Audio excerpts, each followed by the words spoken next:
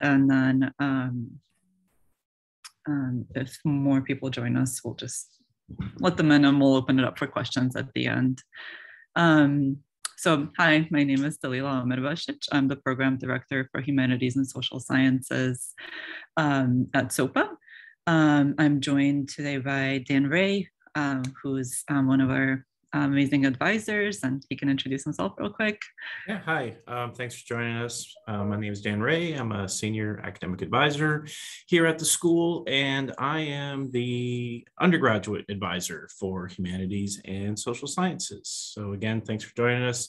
At any time, if you have any questions, feel free to ask, type them in the chat. Yeah, so let's get going. All right, so we're going to talk why Sopa. We have a depth in online programs, both undergraduate and graduate.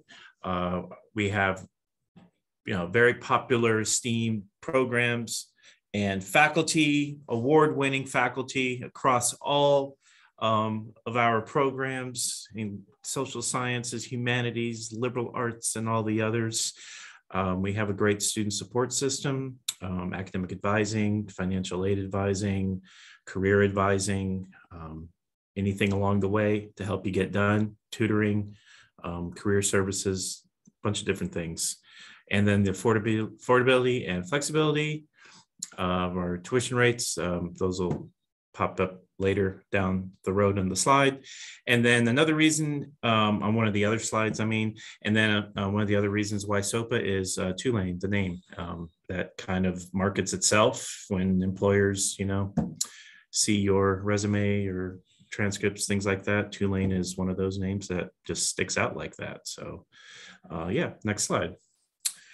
Briefly, the online programs, just to give you some background information on that. I do believe some of the Masters of Liberal Arts, they do have on-campus classes as well. If you're looking to do that, Dr. Amarbas is nodding her head there in approval. So yeah, but yeah, as far as our online courses and programs go, we've been expanding these drastically over the years. For scale, 13,665 students completed almost 32,000 hours of online coursework since 2018 in just over 4 years. The depth is we have a lot of, and they're continuously expanding as well. Right now we have 8 masters, 9 grad certificates, 4 post-bac certificates, and 320 courses all developed to be taught online. That number's probably just went up recently as well. And the quality of our online programs, we have over 200 faculty trained in effective online instruction and have won multiple awards. So any faculty member that's coming in, teaching an online class, they get like a little orientation rundown of, how to run the show. And, they're all well qualified for that to, allow their students to all succeed in the classroom. And the next slide, I believe I'm going to pass it over to Dr. Amarbasic. She's going to talk about the programs, and then I'll be back with you guys shortly. Thanks, Dan. So both of our graduate and undergraduate programs explore interdisciplinary perspectives. So they're both drawing from different areas of study. You have incredible flexibility to bring these different areas together in order to meet your interests. And in the process, you're studying social relationships, practices, and structures. And as a result, you're strengthening your critical thinking, your communication, as well as your writing skills. So first I'll talk about the undergraduate programs, or actually I'll talk about our amazing faculty first. So as Dan mentioned, our faculty have consistently won awards, both at Sopa as well as at Tulane University broadly. We have here an example of some of the faculty that teach in our program. Professor Kaczynski teaches in the MLA program primarily. He's also a full professor in the Department of English in the School of Liberal Arts. And he's consistently nominated for Best Teaching Awards at Tulane, and he's won awards at Sopa as well. Melinda Hirst specializes in social history and archaeology of ancient Egypt, and she teaches some super interesting classes. Lauren Lucarilla is one of our new professors of practice, and she teaches courses on writing and digital communication. Professor Boboudreau teaches in our primarily in our undergraduate writing programs, and he also is an accomplished poet, and he also teaches poetry writing classes as well. And then another one of our recent faculty that has joined us recently is Dr. Sikaria Vester, and she's a sociologist who studies urban sociology in the United States as well as in South America. And the next slide is the Master of Liberal Arts. So this is our graduate program. As I mentioned, this program is super flexible, and it really allows students to create a program of study that aligns with their particular interests. In the process, you're exposed to a range of reflections on the human experience from multiple academic perspectives. And so this might include courses in English, courses in sociology. We've had folks do independent studies in theater. Recently, there's been a lot of interest in economics and economic policy. And so it's really a flexible program that really allows you to explore what you're deeply interested in, which differs from other programs where you're solely focused on one area of study. The academic experience for the program includes 10 courses, and it ends with a capstone. The capstone can also be replaced by a thesis. So if you're interested in developing something more in depth, a thesis is also an option. And the course offerings range from history, literature, philosophy, political science, sociology, English, and so art history as well. So there's quite a range that you can access.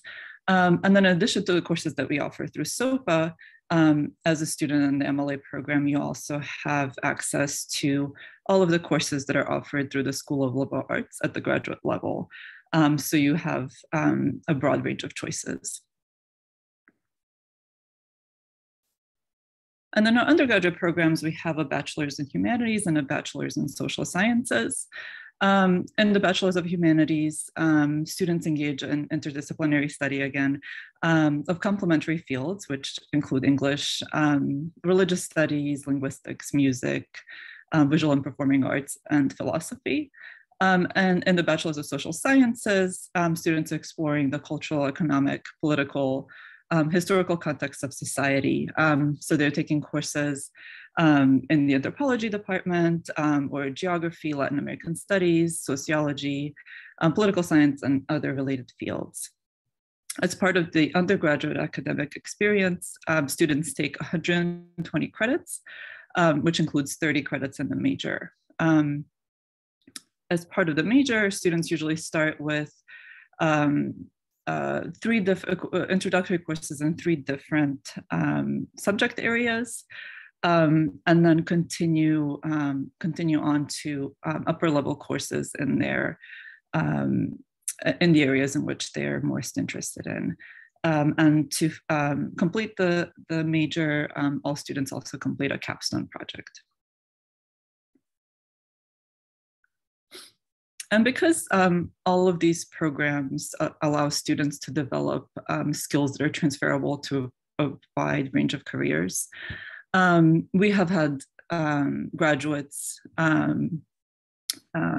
work in business and education, in the arts and consulting, public relations, public policy, nonprofits, as well as in a range of writing careers. So there's really a wide variety of things that people do after they graduate with a degree in the liberal arts. And because I'm also the coordinator for our prior learning programs, I can share a little bit about this program at Sopa.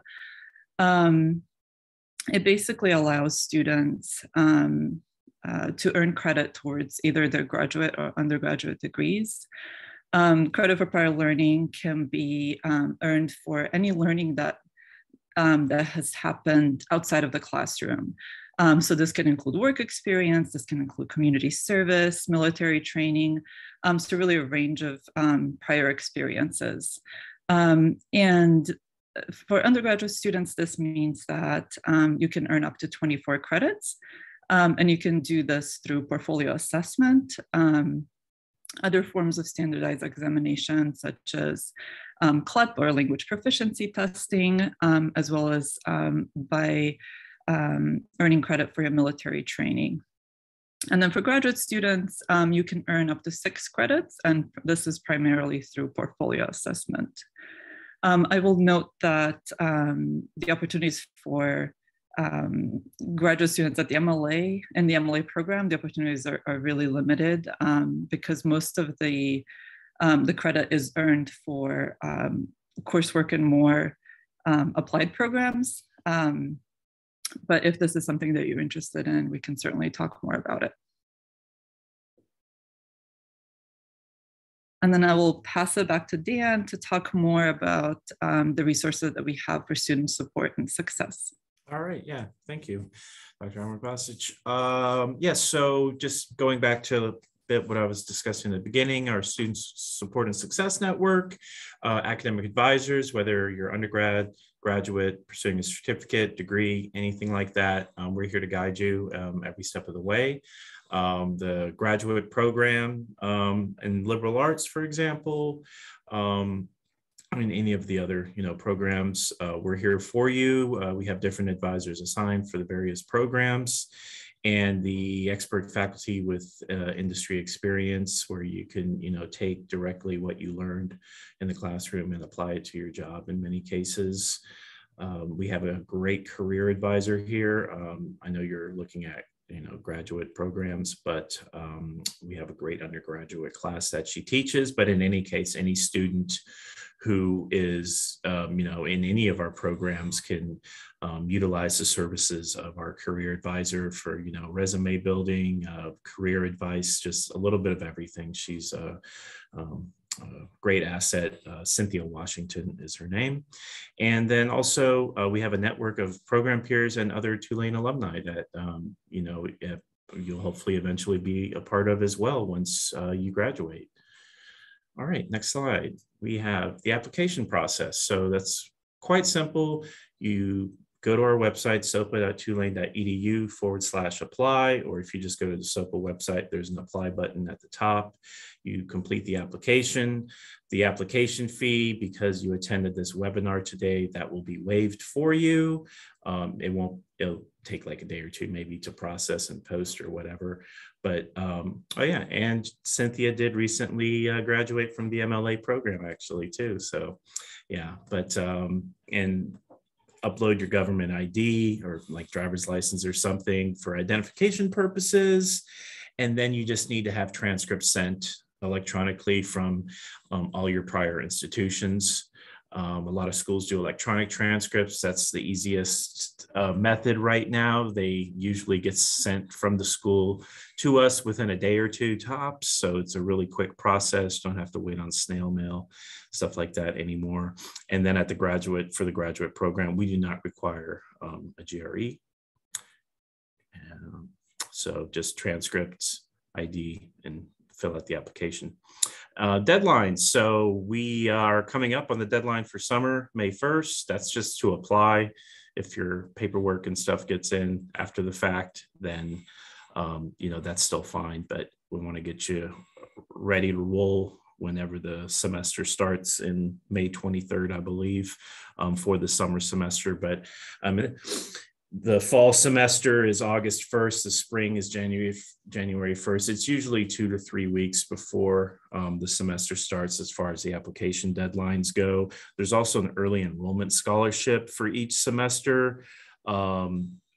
So if you were to come in for the fall, for example, if you registered by June 1st, then graduate students get a one-time $500 early enrollment scholarship discount, basically. Yeah, next slide. The affordability is just going back to, so you can see what the tuition costs are now. The big, the summer tuition is listed there. The tuition starting in the fall is listed there. So it's just over $1,100 a credit for graduate tuition. I believe the MLA program is 11 classes. No, it's 10. It's 10. Okay. Yeah. So the financial aid, we do offer financial aid assistance to help pay for that for students who qualify. You would just, submit a FAFSA application and then work with financial aid to determine, the amount and how much you get and everything. You will have a separate financial aid advisor. So academic advisors, we don't have access to any financial aid information. But we'll be, happy to guide you and, link you up with your financial aid advisor and all that good stuff. There are different types of aid that are available depending on, how much student has already used or a bunch of other, circumstances and criteria, but there's federal grants, loans, the Yellow Ribbon program. And there's a discount for active duty military veterans, retired public safety personnel, and minority serving institution scholarships. The credit for work and life experience that Dr. Amrbasic mentioned as part of the prior learning assessment program is also a way to save on tuition and costs because you just pay a small fee then versus the cost of an entire course. Next slide. That's it. Yeah, thank you for joining us. Feel free to ask any questions right now if you have. You can unmute yourself at any time. Dr. Amrbasic's email and contact information is there. You can also, contact her directly and discuss the MLA program if you want to set up a time to talk or anything like that. I'm sure she'll be, able to do that with you and answer any other questions you have, but feel free to ask them now as well.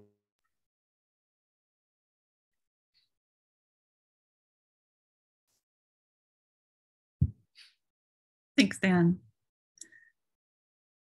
So if you don't have any specific questions right now, or maybe we... Yes. I have a question. Okay. Hi, so my name is Naomi Harrison. It's nice to meet you. It's nice to meet you too. Thank you. So I actually just graduated from Loyola next door. Oh, cool. Congrats. Thank you. It was a great time. And I would really like the opportunity to go here. I've been working on my application. I was kind of wondering about your linguistics and like anthropology, social psychology type things, history. I got an associate's degree from Delgado in Humanities, and my recent bachelor's was in history pre-law. And I would like to go to law school, but when I did Loyola has this the social learning kind of program thing where you get to be an intern and, it goes through your classes and stuff. When I was there working for Orleans Public Defender's Office, I realized there was a really big demand for bilingual or multilingual lawyers. So that kind of program is really interesting to me. Can you tell me a little bit about that? Can I take classes? Can I take those 3 classes like that? So are you already bilingual? Well, I've taken my credits because with history and humanities, you have to take some foreign language, and I have credits in both French and in Spanish, but my skills need work, which is why I want to come to school. So I can take legal classes in Spanish and legal classes in French. Okay. And be more useful as a lawyer and even be more marketable as a journalist, because I also like writing a lot. And sometimes I write, and I know a lot of lawyers are journalists, like Sunny Hostin or something, or like Andrea Ritchie kind of thing. Or, yeah, so I'm really interested in that. Yeah, so I'll have to do a little more research to see what's been offered recently through, for example, the Spanish department. I know offers graduate level classes, which would require you to have some background, right, in the language. So I will have to see what they've offered to kind of give you a better sense of what might be available. If you're looking to just take language classes, like your traditional maybe intermediate or advanced Spanish, for example, those are generally offered at the undergraduate level, so they wouldn't count towards the MLA. But there may be courses at the graduate level, which would be more kind of applied to a particular topic that you could take. And there's actually a student right now in the program who's kind of doing a similar thing.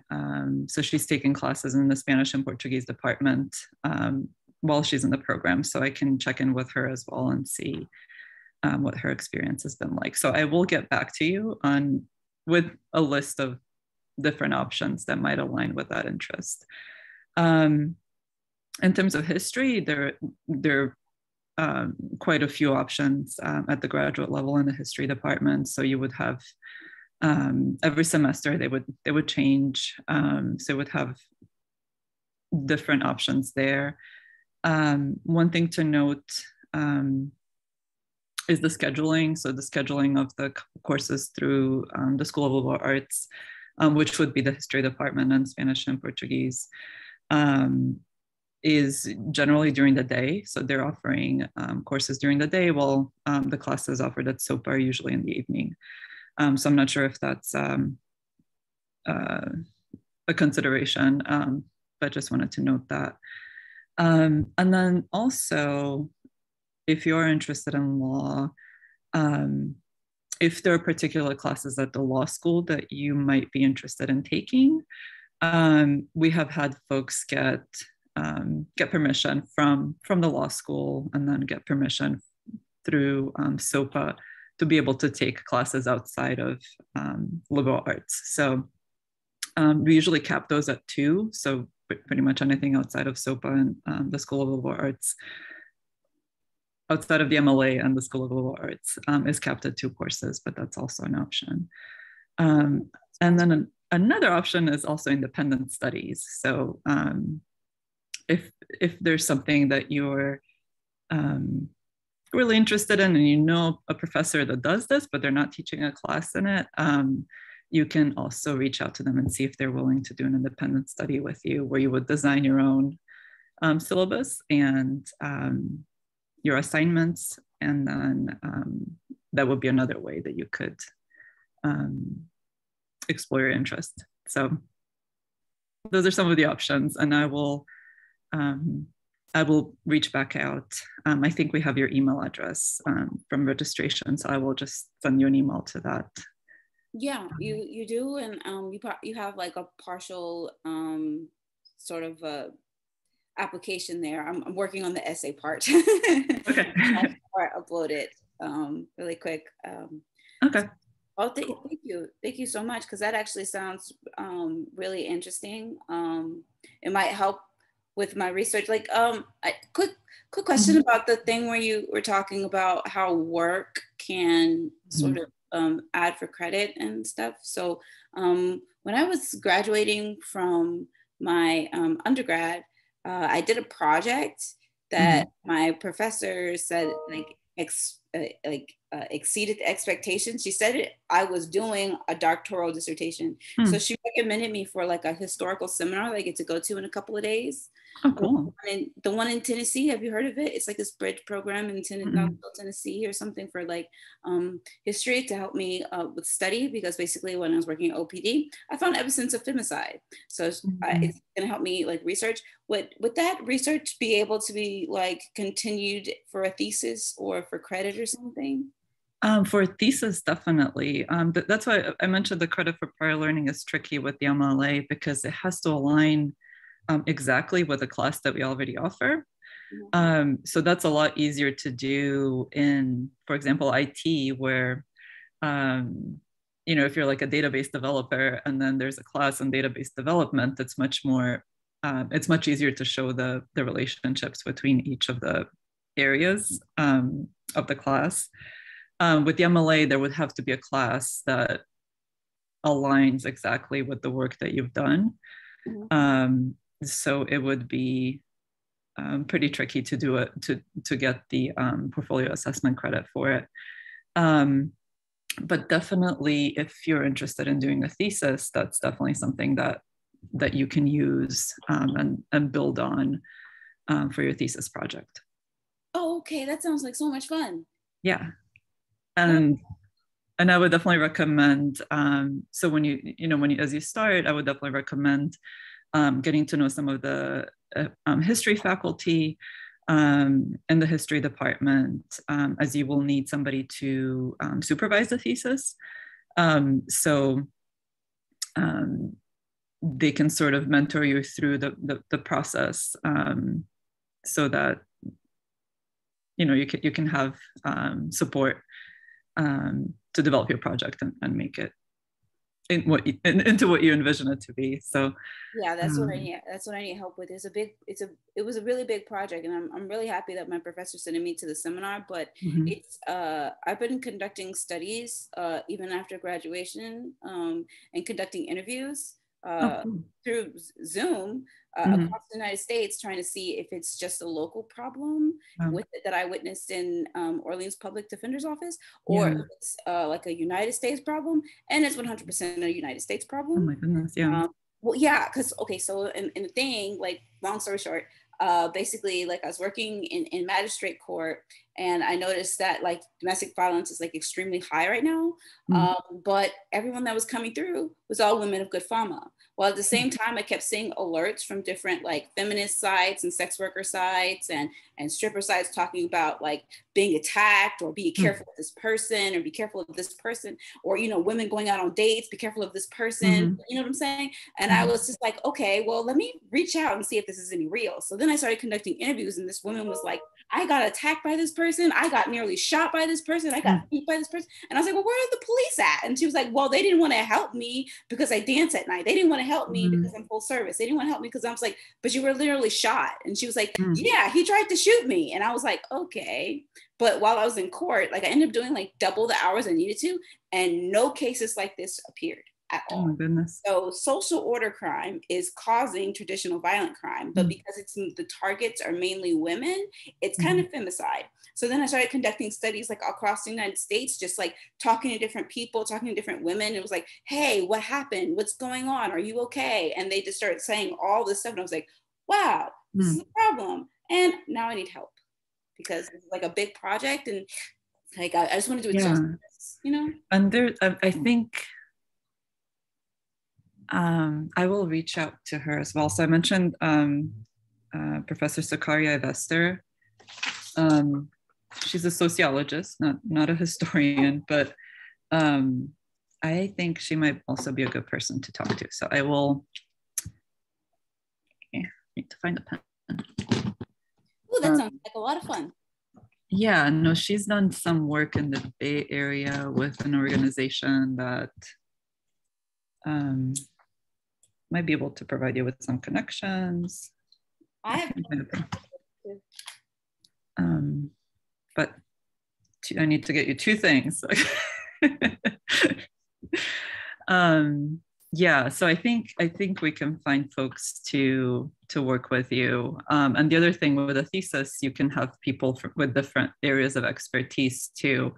Given that the program is interdisciplinary, and also your project sounds like it would be interdisciplinary as well. So you would need a committee of 3 people basically. So that's more fun. Yeah. I'm glad you're excited. Yeah, I love complex ideas. I get kind of bored easy, and I always think that the best way to tackle problems is multifaceted. I always think it's like one way to get to 10, and it's actually not. It's like a lot of ways to get to 10. The more people you have having the same conversation on the same idea, the better your argument will be. Right. So that sounds really exciting. And I'm excited that you're doing this work. Oh, it's so much fun. I had a great, I mean, like, I know it's a little depressing. I get that. But at the same time, I love doing research and talking to people, interviews. No, I know. History. I just thought of another person that you can talk to who's this, has a background in social work. She runs a nonprofit. She's on our advisory board. And we can get you people to work with you. Man, that sounds like so much fun. I hope that you accept me. I did graduate magna cum laude, so that's good. Well, yes, I had a 3.9 GPA when I was at Delgado, and I have a 3.8 GPA when I graduated. That's awesome. Loyola, across the street from you. That's awesome. Actually, no, I don't. I accepted to Tulane before for my undergrad, but Loyola offered me more money.